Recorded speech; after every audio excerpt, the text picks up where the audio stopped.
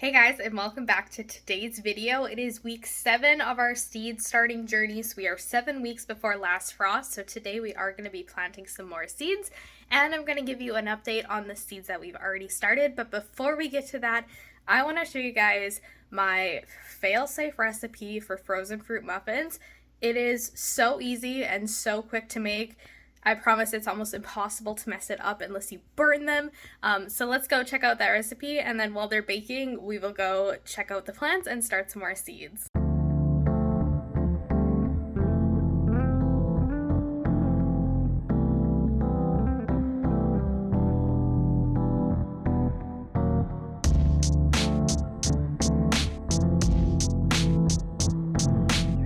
When I tell you guys these are the easiest muffins, I truly mean it. So I got this internet off a random recipe when I was in my first or second year of university, just because I wanted some easy muffins to snack on the go. And I still love making this exact recipe for either snacks when we're on the road traveling. We have a trip coming up, that's what I'm making these ones for.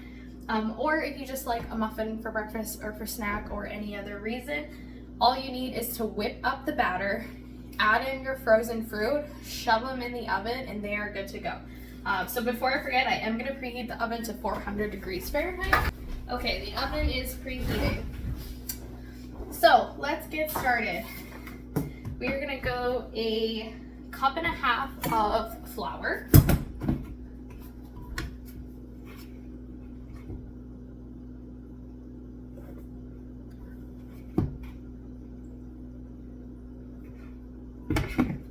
Go.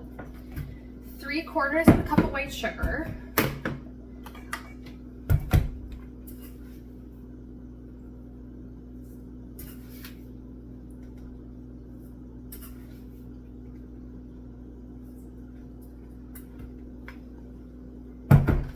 We're going to do 1/2 teaspoon of salt, and then 2 teaspoons of baking powder.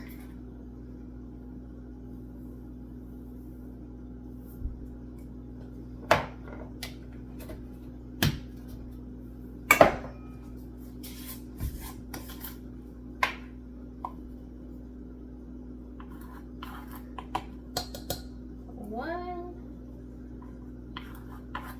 and 2. All right, that is all of your dry ingredients right there. But because we are doing cranberry muffins today, these are locally picked cranberries that were gifted to me by a friend. Thanks, Steve. I am also going to add oats, and I'm just going to do 1/3 cup of oats. Just for a little extra texture. So we'll get a spoon.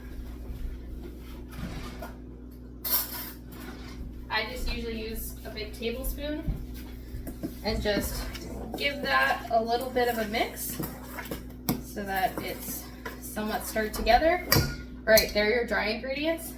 Just push them to the side. So next is a really cool way to do your wet ingredients. You're going to take a 1 cup measuring cup. You're going to take your egg and crack it in there, just like that. And then to the measuring cup, you are going to add 1/3 cup of oil.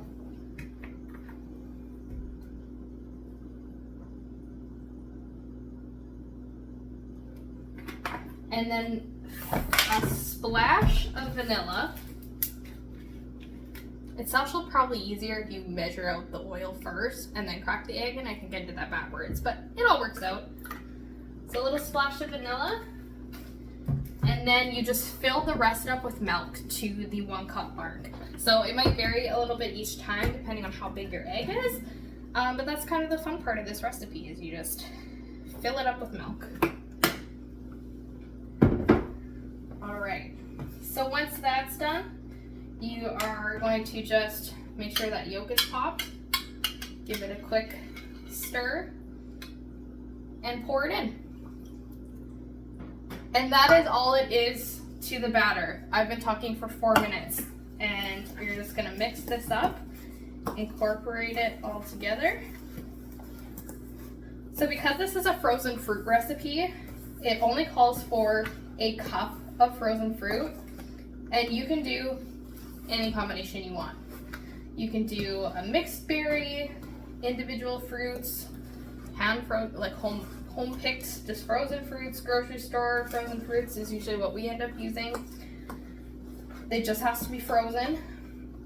The batter is going to be really thick. It's gonna throw you off because it almost looks like it should be more like cookie dough. That's okay. That's the consistency we want. So once you have that all mixed together, looking like that, you're just gonna take your measuring cup, measure out 1 cup of your frozen fruit, just like that. Dump it in. And then all you're gonna do is just kind of mix it enough to incorporate the frozen fruit. If you over stir it, you're probably gonna get a colored muffin just because the frozen fruit will typically dye the muffin batter. If you don't mind that, then you can go for it. But quite literally, I'm just gonna get it till it's there. There's some mixed in, there's probably some still on the bottom, but we'll add those to the cups after. So that is all it takes. That was 5 minutes and 40 seconds because I can see the timer on the phone right now to whip these muffins up. Now all we're gonna do is fill up your muffin tin 3/4 full per cup. It varies a little bit. It should make about 12 muffins. I've had some where it makes 13, somewhere it only makes 9. It really kind of depends on how perfectly you measure out your dried to wet ingredients. But we'll see how much we get today. And then once these are done and the oven is preheated, which it's not even done preheating yet, you just shove them in the oven for 20 to 25 minutes. My oven tends to be a little bit more on the cool side, so I tend to have to add time. For me, it's the full 25 minutes. But yours might be sooner, so just kind of keep an eye on that. So we're gonna just plop these in here.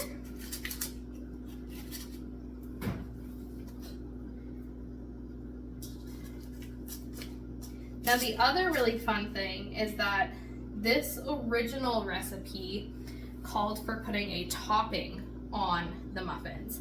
And I have done them both ways. I don't mind them without the topping, especially when it's something like this cranberry. It's gonna be a little bit more on the tart side.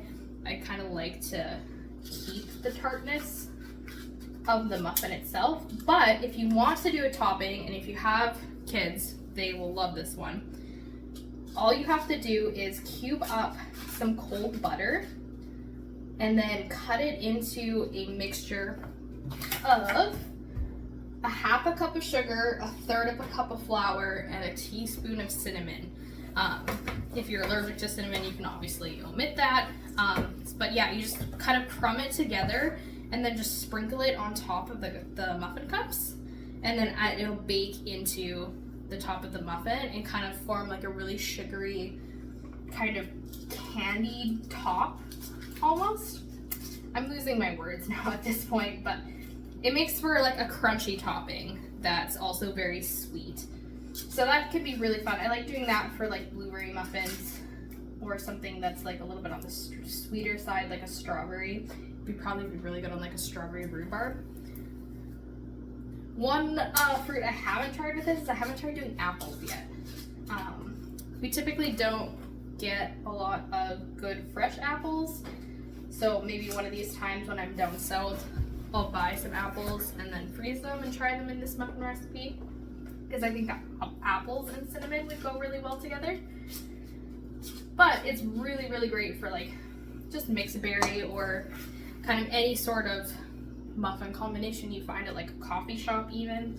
That's definitely where I got the cranberry oat muffin idea from. I was gonna try to put some oranges in here, but I was having trouble getting them like broken apart in a way that wouldn't take like 30 minutes just to peel all the little individual flesh pieces off. So I just decided to stick to the cranberry oat instead. Okay, and I definitely have enough batter for one more muffin. So I'm just gonna grab one of these little tinfoil muffin tins and we'll get that all sorted up. You can obviously go back and like top them up. I have some here that are a little bit on the lower side, but they do rise quite a bit. So unless you want them kind of completely overfilling the cup and having like an edge on the top half of the muffin, just leave them at like 3/4 full. So I was actually given a bunch of these tin muffin holders. It's just a tin liner with a regular liner.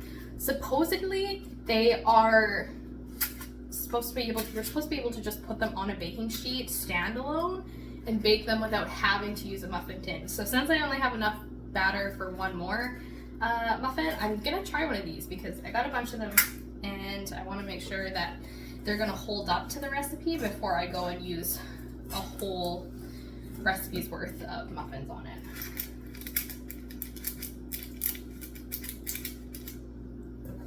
So I will be very curious to see how those turn out. All right, and that is all of the batter.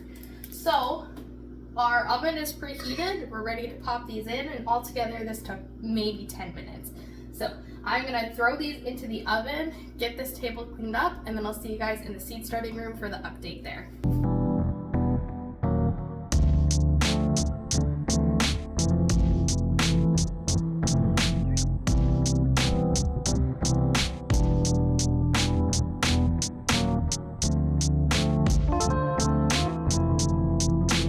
All right, we are back at the seed starting setup. Let's take a look at how things have been doing over the last week from last video. So starting up here with the peppers that we started during week 10, you guys, these are coming along fantastic. If you missed last week's episode, you saw, or you would have seen that we potted them up to these larger pots and they are loving it. They all are getting their first set of true leaves out. And this is actually a flower that my mother-in-law gave me that I'm starting. I think it's a 4 o'clock if I remember properly. And then coming down to the jalapeno peppers, just like the bell peppers, they are really taking off. This one is huge, so I'm really looking forward to that. And then if you remember the weird double leaf one, it does seem to be growing like normal and has stopped putting out an extra leaf now that it has its true leaf coming in. So that looks like it was just a one-off, or maybe that leaf just kind of got damaged and split apart.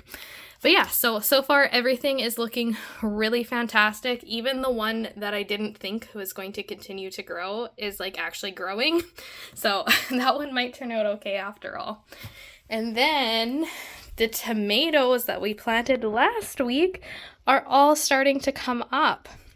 So far some of every single variety has come up, which is great. We'll be able to plant a few different ones. So if you remembered, we planted 5, 6, 5, and 5.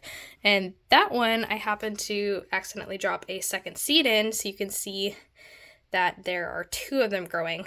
So I can actually show you how to split those if that happens to you. But so far we have 3 out of the 5 Hungarian, we have 2 out of the 5 Italian paste, we have 3 out of the 5 Subarctic Plenty, and another 3 out of the 5. That being said, they are all like coming up. They just haven't got to the top yet. So far so good. So today is week 7, and week 7 we are planting our cabbage and our broccolini. When I was trying to pick out seeds in the fall before we moved up here, they were actually out of the broccoli variety that I wanted. But they did have this broccolini, so I am going to try it instead. It's supposed to be really good in stir fries. And it's basically just like really long, slender broccolis instead of one big kind of crown. So these are the 2 varieties that I'm growing today. Both of them are, not both of them. The cabbage is 70 to 80 days to maturity, so that's going to be perfect with our 75-day season. And the broccolini is actually 57 days to maturity, so that's actually even better for us here. So yeah, since I haven't grown these before, these are both new varieties to me. I do have to make tags for them, and you simply just grab a Sharpie, or this kit actually came with a pen for it, specifically for plant tags, but I've lost it, of course. So I'm not going to worry about variety since I'm only going to do one of each. So there are 2 for cabbage. And even though they're broccolini, I'm just gonna label them brock because there's only one. So I know what it means, so we'll go with that. Okay, so today we are starting 10 cabbage and 12 broccolini. So ideally with that, I want to end up with 6 cabbage and 8 broccolini. Always, like I said, because I do 1 per cell, I am starting extras just to make sure that if 1 or 2 don't make it, I still get exactly what I want. And I also have a couple friends and neighbors that if I have extras, they are more than willing to take them off my hands for me. So we have filled up the seed starting tray with the second slot of the 72 cells. And so I'm just going to pop these in the back and label our rows. All right, so the broccolini will be getting 2 full rows because there's 6 cells per rows. And then the cabbage, I'll only seed 5 of the 6 in that row. So I know that the entire row is cabbage. And then I don't have to mess around too much with like moving tags around and trying to split them up halfway through and try to remember which direction is which variety. You definitely can do it that way, especially if you're tight on space. I, however, am not because I'm usually up potting them within 2 weeks anyways, and so I can typically run everything out of just 1 tray. A little later on, when we starting more varieties, especially around like 4 weeks out to last frost, I may have to set up a second one because we have a lot that's going to be started during that week. Alright, so this process is the exact same as my previous videos, so if you haven't seen them, definitely go check them out. I'll put a little flashcard up on the screen right now. But once again, I'm just making teeny tiny little divots in the soil, and basically you just want enough soil to cover the seed. They really don't have to be too deep. You want them about twice as deep as the seed is wide. And just like the previous setups, I have made sure that the soil is really moisturized, pre-soaked it with water just to make sure that the seeds get a bunch of moisture to have a good, successful germination. Okay, so I'm going to try to get into these packages without destroying them too badly. So let's see.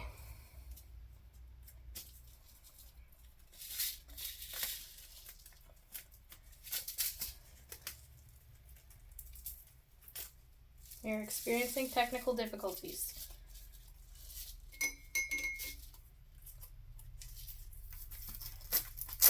I really need a letter opener. Alright, that is going to have to be good enough. Unfortunately, I ripped it a little bit, but it can tape shut. Okay.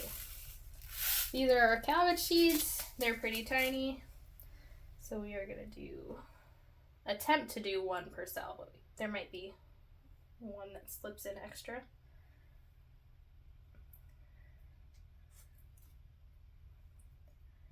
I hope you guys are enjoying the weather in whichever zone you are currently in. I know just the last couple days, southern Saskatchewan has got a crazy blizzard. Luckily, up here in northern Saskatchewan, we did not get any of that. So it has been sunny with no additional snow, and things are still actually melting up here. That being said, the melt is like 3 to 4 weeks early right now. So I'm really curious to see what that does in terms of season length, and once my seedlings are a little bit bigger, if I might be able to get away with getting some stuff outside a little bit early if the risk of frost is actually gone. It's something you can do. However, if you're gonna plant early before your average last frost date, be very, very careful and watch the temperatures, because there's nothing more disheartening than putting all your seedlings out during a warm spell and having a cold snap kick in right before your average last frost date, or even after your average last frost date. You really still have to keep an eye on those temperatures just to make sure that something isn't going to frost after you've already put it in the garden. And I just heard the 1-minute warning for the muffins, so we'll go back to those soon. So I'm gonna get dumping seeds. Oh, there's not very many seeds in this. Okay, I guess I'm just gonna plant all of them. I definitely didn't realize there were so few in this pack.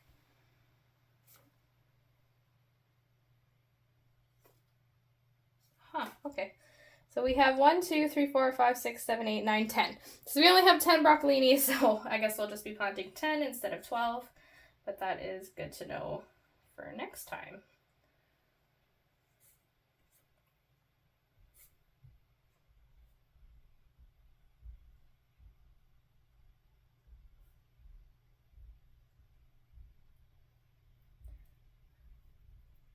All right, so the broccolini is planted. We're just gonna cover these up, and there goes the timer for the muffins. So let's grab those, and we'll be on our way. All right, our timer has finished, so let's pull these out. So there you have it, the easiest frozen fruit muffins you will probably be able to make. Really curious, let me know if you try this recipe and what kind of frozen fruit that you use. I'm just gonna grab the other one. So once these cool, they're ready to just pop out and enjoy. That is all for today's video, you guys. I hope you have enjoyed the seed starting journey and that you enjoy this new muffin recipe. If you haven't already, be sure to subscribe to the channel and give this video a like. And let me know what you're baking or seed starting in the comments below. Have a great day.